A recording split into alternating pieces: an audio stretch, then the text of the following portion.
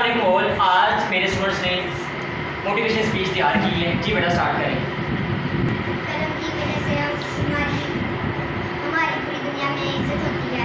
कलम की वजह से पूरी दुनिया में हमारी इज्जत होती है। जी बेटा स्टार्ट करें।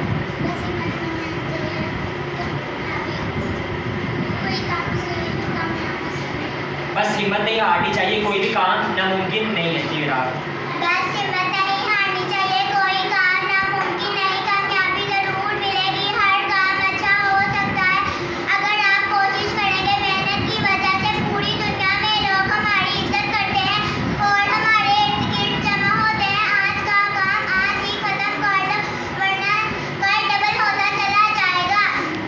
बहुत अच्छे तरीके से बेटा क्लैप करें सारे इसके लिए।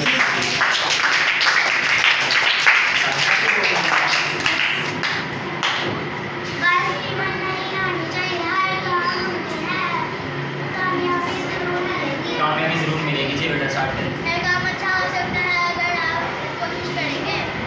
हर काम अच्छा हो सकता है अगर हम कोशिश करें। जी व्यूवर्स, मेरे चैनल बिलाल या स्किल्स अकेडमी